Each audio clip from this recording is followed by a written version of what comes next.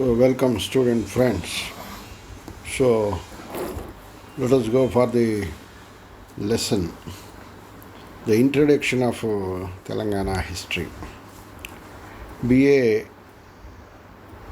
Final year విద్యార్థులకు optional subject అయినటువంటి ఆధునిక తెలంగాణ చరిత్ర, దీనికి సంబంధించినటువంటి పరిచయ అంశాన్ని ఇంట్రడక్షన్గా ఉపోద్ఘాతంగా మనం తెలుసుకుందాం. భారతదేశంలో ప్రధానంగా దక్షిణ భారతదేశానికి చెందినటువంటి ఈ తెలుగు ప్రాంతం, తెలంగాణ భౌగోళిక ప్రాంతంగా మొట్టమొదటిగా గుర్తింపబడినప్పటికీ నేడు తెలంగాణ పరిపాలనాపరమైనటువంటి రాజకీయ రాష్ట్ర విభాగంగా ఈరోజు అవతరించి ఉంటుంది. ఇలాంటి తెలంగాణ రాష్ట్రం యొక్క పుట్టు పూర్వోత్తరాలను మనం పరిశీలించినట్టయితే ఆంధ్ర అనే పదము భాషా పదం, జాతి పదం కాదు. ఆంధ్ర జాతి, ఆంధ్రదేశం, ఆంధ్ర ప్రశస్తి, తెలుగు, తెనుగు ఇలాంటి పద పరిణితిని గతంలో మనం చరిత్ర ఆధారాలను బట్టి చూడవచ్చు. ముఖ్యంగా భారతదేశ చరిత్రలో ఆంధ్ర ప్రశస్తి అనేది మొట్టమొదటిగా చరిత్ర ఆధారాల ప్రకారంగా మనం పరిశీలిస్తే, ముఖ్యంగా మత గ్రంథాలైనటువంటి పురాణాలలో మొట్టమొదటిగా మనకు కొన్ని ఆనవాళ్ళు, ఆధారాలు దొరకటం జరిగింది. వాటిలో మనం గమనిస్తే ఐతరేయ బ్రాహ్మణము మత్స్య పురాణంలో ఆంధ్రులకు 15 కోటలు కలవు అనే ఒక సెంటెన్స్, ఒక పదం, ఒక వర్ణన, ఇలాంటి మచ్చుకైనటువంటి ఆధారాలను బట్టి క్రీస్తుకు పూర్వము కొన్ని వందల సంవత్సరాలకు సంబంధించినటువంటి ఆంధ్ర చరిత్రను మనము పరిశీలించవచ్చు. ఇక ఆధారాల రీత్యా, రాజకీయ చరిత్ర రీత్యా మనం తీసుకున్నట్టయితే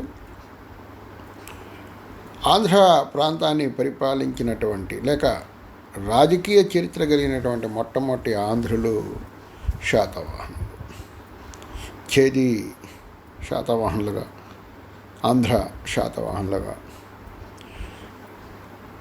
దక్షిణ భారతదేశ చరిత్రలో కానీ మొత్తం భారతదేశ చరిత్రలో కానీ శాతవాహన వంశం, శాతవాహన పరిపాలన అనేది ఒక నిర్దిష్టమైనటువంటి చరిత్ర ప్రాధాన్యతను కలిగినటువంటి వంశం. తెలుగు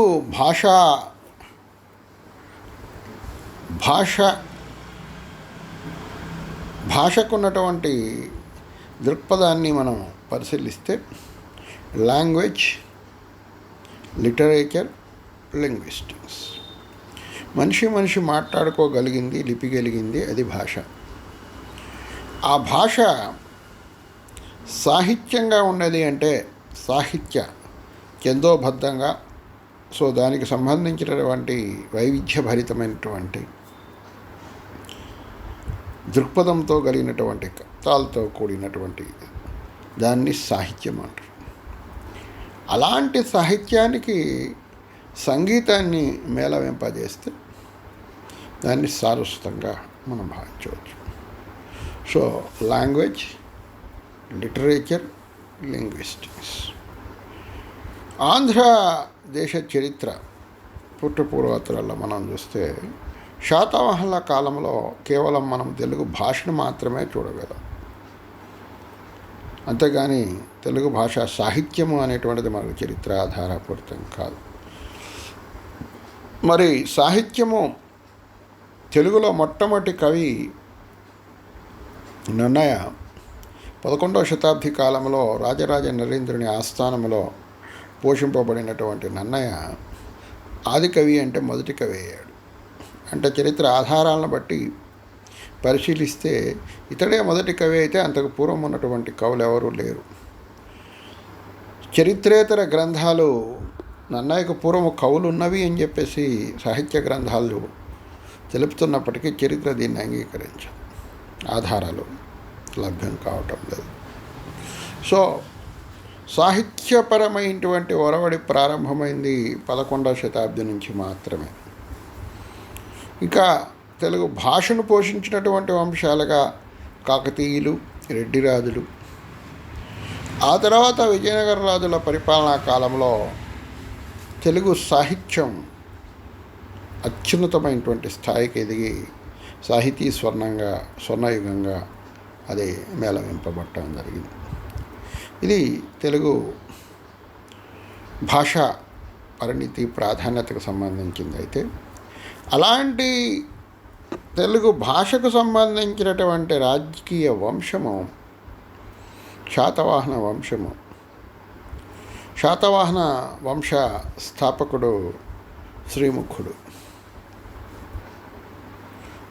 శ్రీముఖుడి నుంచి ముఖ్యంగా ఈ వంశంలో ప్రసిద్ధులైన వారిని గురించి మనం తీసుకున్నట్టయితే సుమారు క్రీస్తు పూర్వం 200 సంవత్సరాల నుంచి క్రీస్తు శకము 200 సంవత్సరాలు, అంటే 4 శతాబ్దాల పాటు సుదీర్ఘమైనటువంటి పాలన సాగించినటువంటి దక్షిణ భారతీయ తెలుగు భాషకు చెందిన పాలకులు శాతవాహనులు.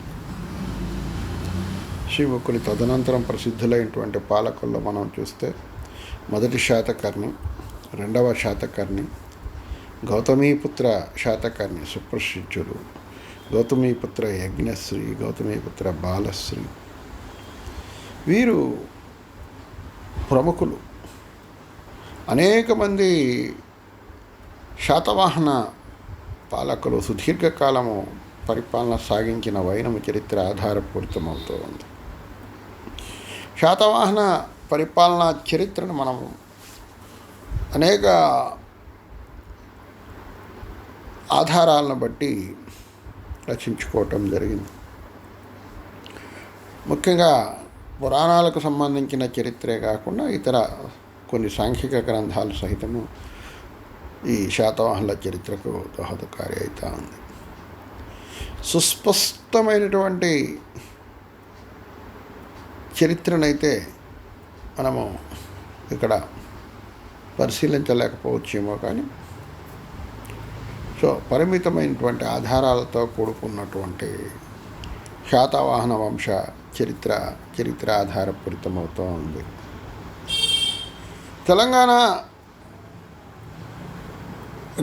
ఈరోజు ఏర్పడినటువంటి ఈ రాష్ట్రానికి గతంలో దీని యొక్క పూర్వ చరిత్రకు పరిశీలనగా మనం ఈ పాఠ్యాంశాన్ని చెప్పుకుంటూ ఉన్నాం. మరి భౌగోళిక విభాగాలుగా ఉంటున్నటువంటి ఈ ఆంధ్ర, తెలంగాణ, రాయలసీమ అనేటువంటి ఈ 3 ప్రాంతాలకు చెందినటువంటి పూర్వపు చరిత్ర ఘట్టాలను, చరిత్రలో రాజకీయ వంశాలను గురించి మనం పరిశీలిస్తే ఈ ప్రాంతాన్ని ఏదైతే ఇది ఒక పరిపాలనా విభాగంగా మనం పరిగణింపజేస్తున్నామో, ఈ ప్రాంతాన్ని ప్రధానంగా రాజకీయ ప్రతిష్టత కలిగినటువంటి పరిపాలనా ఘట్టాలుగా మనం కొన్నిటిని తీసుకున్నట్టయితే, దాని యొక్క పూర్వ చరిత్రలు మనం తీసుకుంటే తెలుగు భాషా ప్రశస్తి అనేటువంటిది, భాషా ప్రశస్తితోటి రాజ్య పాలన సాగించబడటం జరిగింది. మనవారు, మన జాతి వారు, మన భాష వారు అనేటువంటి చరిత్ర ఘట్టాలను మనం తీసుకుంటే శాతవాహనులు, ఇక్ష్వాకులు, విష్ణుకుండియన్లు క్రమంగా తెలుగు భాషకు చెందినటువంటి పాలకులు ఈ ప్రాంతాన్ని పరిపాలించటం జరిగింది. శాతవాహన పాలన సుదీర్ఘకాలం కొనసాగింది. తదుపరి ఇక్ష్వాకుడు శ్రీక్షాంతమూలుడి ద్వారా ప్రారంభమైనటువంటి ఇక్ష్వాక వంశము పరిపాలన సాగించటం జరిగింది. ఆ తర్వాత విష్ణుకుండియన్లు ఇదే ప్రాంతాన్ని తెలుగు భాషకు చెందిన తెలుగు జాతికి చెందినటువంటి పాలకులు పరిపాలించారు.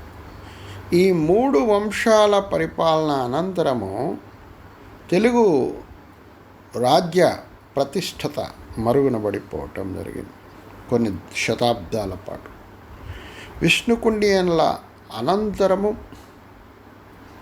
తిరిగి ఈ రాజ్య ప్రతిష్టత తెలుగు భాష పాలక ప్రతిష్టత కాకతీయులతోటి 11-12 శతాబ్ది కాలాల్లో తిరిగి పునఃప్రారంభం కావటం జరిగింది.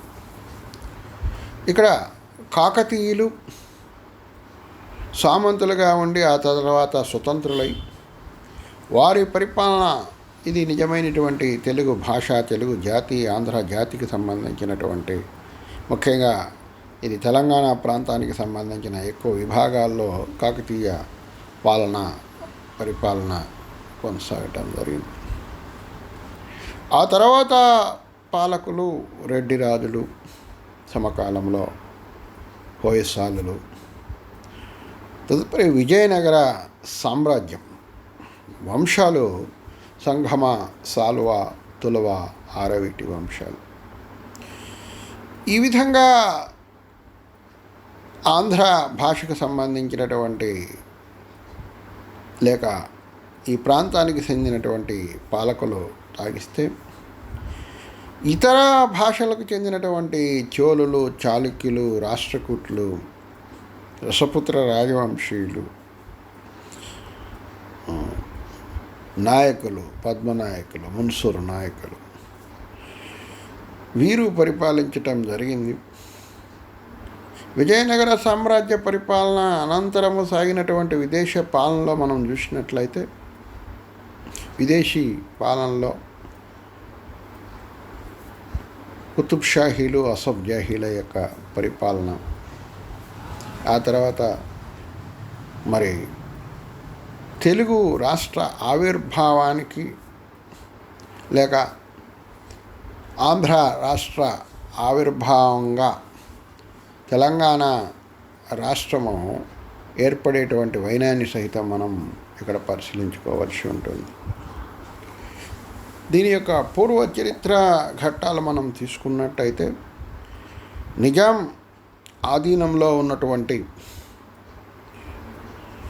నిజాం రాజ్యుల యొక్క పరిపాలనలో కొనసాగుతూ ఉన్నటువంటి విభాగమైనటువంటి ఈ తెలంగాణ ప్రాంతము ఒకవైపు సంపూర్ణ భారతదేశం బ్రిటిష్ పరిపాలనలో కొనసాగుతున్నటువంటి దశలో కేవలం 3 ప్రధానమైనటువంటి రాజ్యాలు, చిన్న చిన్న రాజ్యాలు 300కు పైగా ఉన్నప్పటికీ ప్రధానంగా 3 రాజ్యాలు సంస్థానాధీశుల్లో ఆధీనంలో ఉన్నాయి. వాటిలో 1 కాశ్మీరు, 2 జునాగఢ్, 3 నిజాం రాజ్యం. ఈ నిజాం రాజ్య పరిపాలనకు సంబంధించినటువంటి చరిత్ర అంశాలను గిన మనం తీసుకున్నట్టయితే నిజాం పరిపాలన ఒకవైపు కొనసాగుతున్నటువంటి దశలోనే భారతదేశ స్వతంత్ర పోరాటము పరిసమాప్తమై 1947 ఆగస్టు 15వ తేదీన భారతదేశానికి స్వతంత్రం వచ్చింది. 1947 ఆగస్టు 15వ తేదీ ఏదైతే ఈరోజు మనము భారతదేశంగా భారత విభాగాలుగా చెప్పుకుంటున్నామో ఈ భారతదేశానికి అంతటికీ స్వతంత్రత వచ్చింది. కానీ మనము ప్రస్తుతం ఉంటున్నటువంటి ఈ తెలంగాణ ప్రాంతం మాత్రం సంస్థానాధీశులైన నిజాం ఆధీనంలోనే ఉంటూ ఉంది. అంటే Telangana the part of Telangana don't get any independence. ఇటువంటి నేపథ్యంలో 1947 నుంచి 48 మధ్య స్వతంత్రం వచ్చిన వెంటనే భారతదేశానికి మొదటి ప్రధాని అయినటువంటి జవహర్లాల్ నెహ్రూ మరియు ఉప ప్రధానిగా మరియు హోంశాఖ మంత్రిగా ఉన్నటువంటి సర్దార్ వల్లభాయ్ పటేల్ సంస్థానాలన్నిటికీ నోటీస్ ఇవ్వటం జరిగింది. చిన్న సంస్థానాలు లొంగిపోయి భారతదేశంలో విలీనమైనప్పటికీ పెద్ద సంస్థానాలైనటువంటి కాశ్మీర్, జునాగఢ్ మరియు నిజాం రాజ్యం అంటే ఈ హైదరాబాద్ రాజ్యము విలీనమవటానికి వ్యతిరేకించిన నేపథ్యంలో సర్దార్ వల్లభాయ్ పటేల్ నాయకత్వంలో ఇక్కడ సైనిక చర్యలు ప్రారంభం కావటం జరిగింది. నిజాం రాజ్యంపై భారతదేశానికి స్వతంత్రం వచ్చిన వెనువెంటనే ఇక్కడ నిజాం రాజ్యంపై సైనిక చర్యలు కొనసాగిన నేపథ్యంలో శక్తివంతమైన విశాలమైనటువంటి స్వతంత్ర భారత సైనిక వ్యవస్థ ఈరోజు ఏదైతే మనం సర్దార్ వల్లభాయ్ పటేల్ పోలీస్ అకాడమీగా చెప్తున్నామో ఆ ప్రాంతంలో సైన్యాన్ని, ముఖ్యంగా పోలీస్ వ్యవస్థను సహితము ఆనాడున్నటువంటి పరిమితమైనటువంటి సైనిక సంపత్తిని ఉపయోగించుకొని వల్లభాయ్ పటేల్ ఆధ్వర్యంలో ఏదైతే ఈరోజు మనము కలిగి ఉన్నటువంటి తెలంగాణ విభాగాలు ఉన్నాయో ఆ విభాగాలన్నింటినీ పోలీస్ చర్య, సైనిక చర్య సాగించడం జరిగింది. ఇటువంటి నేపథ్యంలో నిజాం 1948 సెప్టెంబర్ 17వ తేదీన లొంగిపోవటం జరిగింది. సర్దార్ వల్లభాయ్ పటేల్ సమక్షంలో నిజాం ఓటమిని అంగీకరిస్తూ ప్రభుత్వం ఇచ్చేటువంటి భరణాలను ఆహ్వానిస్తూ ఇక్కడ భారతదేశంలో ఈ హైదరాబాద్ నిజాం ఆధీనంలో ఉన్నటువంటి రాజ్యం విలీనం కావటం జరిగింది. 1948 సెప్టెంబర్ 17వ తేదీ నుండి 1952 వరకు కూడా భారత ప్రభుత్వం దీన్ని ఒక కేంద్రపాలిత ప్రాంతంగా ప్రకటించడం జరిగింది.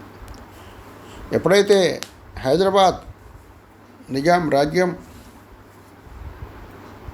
స్వతంత్ర భారత ప్రభుత్వ పరిధిలోకి వచ్చిందో, స్వతంత్ర భారతావని పరిధిలోకి వచ్చినటువంటి తెలంగాణ ఆనాడు 10 జిల్లాలుగా ఉన్నాయి. ప్రస్తుతం ఉన్నటువంటి జిల్లాలు కావవి. వాటిలో 3 రాష్ట్రాలు మినహా, అంటే మన తెలంగాణ ప్రాంతంలో ఉన్న అవి వాటిలో 8 రాష్ట్రాలు మాత్రమే ప్రస్తుత తెలంగాణ రాష్ట్రంలో విస్తరించి ఉన్నాయి.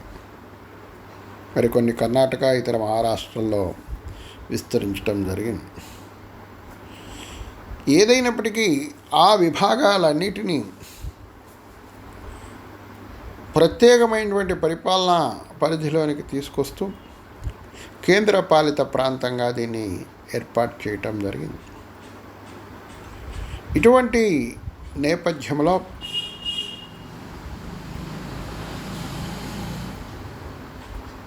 తెలంగాణ ప్రాంతంలో తెలంగాణ విశాలమైనటువంటి ఎక్కువ జిల్లాలను కలిగి విస్తరించినటువంటి భాగాన్ని ఒక కేంద్రపాలిత ప్రాంతంగా సూచించటాన్ని వ్యతిరేకిస్తూ ఒక రాష్ట్రంగా దీన్ని చూడాలనేటువంటి భావనతో సాగినటువంటి ఉద్యమం. ఈ ఉద్యమానికి ప్రధానంగా స్వామి రామానంద తీర్థ, అలానే ప్రధానంగా భూర్గుల రామకృష్ణరావు, వీరిద్దరు నాయకుల యొక్క నాయకత్వంలో స్ఫూర్తిదాయకమైనటువంటి ఉద్యమం సాగింది. కానీ భారతదేశం యొక్క కేంద్ర ప్రభుత్వ విధి విధానం నెహ్రూ ఆధ్వర్యంలో ఆనాడు స్వతంత్రానంతరం కలిగి ఉన్నటువంటి 14 రాష్ట్రాలు మినహా మరి ఏ కొత్త రాష్ట్రాన్ని ఏర్పాటు చేయడానికి అంగీకరించని వైనం. అటువంటి నేపథ్యంలో సరికొత్త రాష్ట్రంగా ఈ రాష్ట్రాన్ని, ప్రస్తుత తెలంగాణ ప్రాంతాన్ని రాష్ట్రంగా ఏర్పాటు చేయడానికి పూర్తి విముఖతను కొనసాగించిన ఆయన. అటువంటి దశలో పట్టు వదలకుండా తెలంగాణ ప్రాంతంలో బూర్గుల రామకృష్ణారావు, రామానంద తీర్థ, ఇతర అనేక మంది నాయకుల యొక్క ఆధ్వర్యంలో ఉద్యమం, స్ఫూర్తిదాయకమైనటువంటి ఉద్యమం కొనసాగటం జరిగింది. ఎట్టకేలకు నాటి ప్రధాని జవహర్లాల్ నెహ్రూ ప్రత్యేకించి స్వతంత్రం వచ్చిన తర్వాత మొట్టమొదటి రాష్ట్రంగా తెలంగాణ విభాగాలైనటువంటి ఈ ప్రాంతాలన్నింటినీ కలిపి హైదరాబాద్ రాష్ట్రంగా 1952లో ప్రకటించగా 53లో ఇది ఏర్పాటు కావటం జరిగింది. 53లో ఒకవైపు తెలంగాణ ప్రాంతంగా ఉన్నటువంటి ఈ విభాగం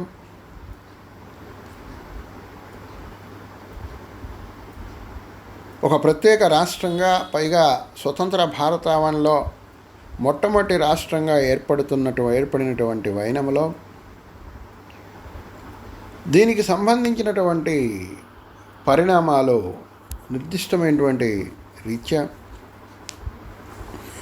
ఆధునిక తెలంగాణ, నేడున్నటువంటి తెలంగాణ ఎట్లా ఏర్పడింది అనేటువంటి విషయాలను మనం పరిశీలిస్తే,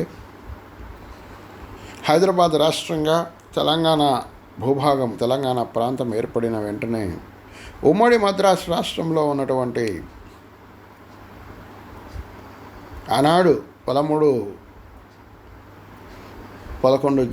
జిల్లాలుగా ఉన్నటువంటి తెలుగు రాష్ట్రమైనటువంటి ఆంధ్ర రాష్ట్రం ప్రత్యేకమైనటువంటి రాష్ట్రంగా, స్ఫూర్తిదాయకమైనటువంటి ఉద్యమాన్ని పొట్టి శ్రీరాముల ఆధ్వర్యంలో వారు సాధించుకోవటం జరిగింది. పొట్టి శ్రీరాములు ఆమరణ నిరాహార దీక్ష పూని, తద్వారా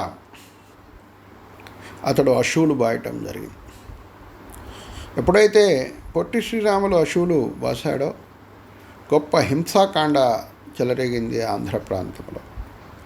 ఆంధ్ర ప్రాంతంలో చెలరేగినటువంటి ప్రభుత్వ వ్యతిరేకంగా, నెహ్రూ విధి విధానాలకు వ్యతిరేకంగా సాగినటువంటి విధానానికి స్పందిస్తూ నెహ్రూ వెంటనే పార్లమెంట్లో ప్రత్యేకంగా ఆంధ్ర ప్రాంతానికి రాష్ట్రాన్ని ప్రకటించుతున్నట్టు తెలియజేయటం జరిగింది.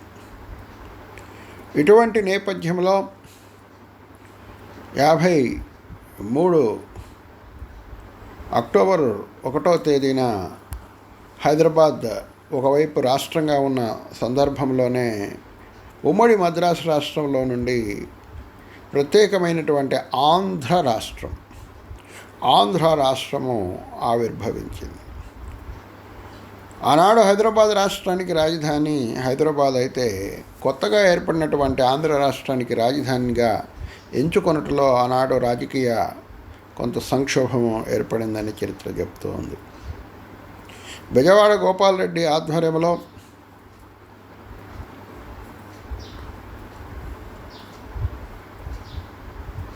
గుంటూరు రాజధానిగా ఆయన ఆశించటం జరిగింది. అట్లనే ప్రత్యేకించి కాశీనాథ నాగేశ్వరరావు తిరుపతిని రాజధానిగా కోరటం జరిగింది. ఈ రెండిటికీ భిన్నంగా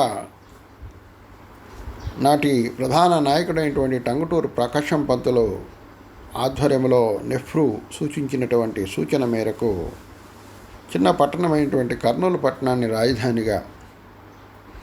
రాజధాని కేంద్రంగా కర్నూలును,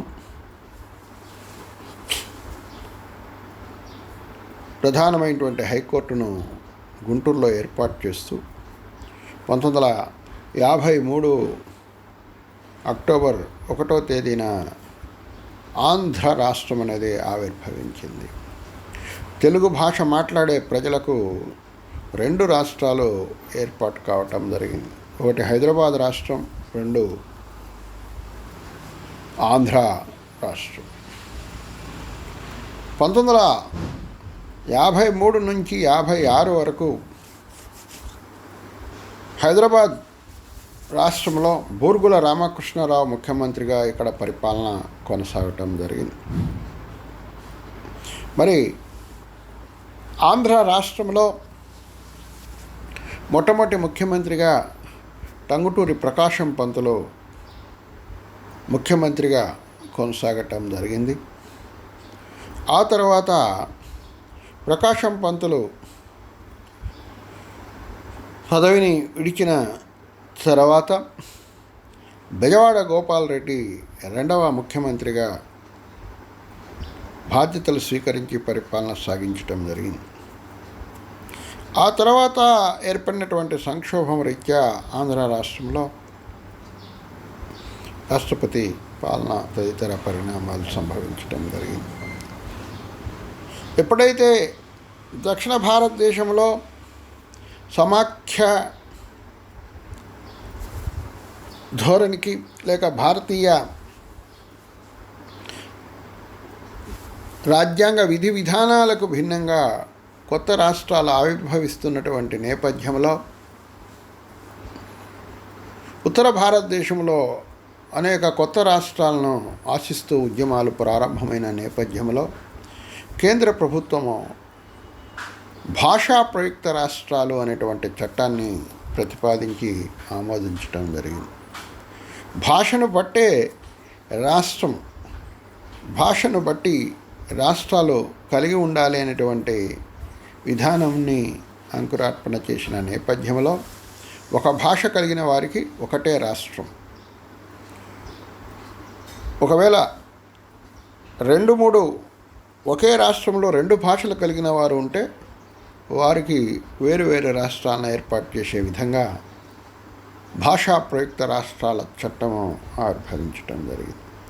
తద్వారా బొంబాయి ప్రెసిడెన్సీలో వచ్చింది. గుజరాత్ రాష్ట్రం, మహారాష్ట్ర 2గా రాష్ట్రాలు ఏర్పడటం జరిగింది.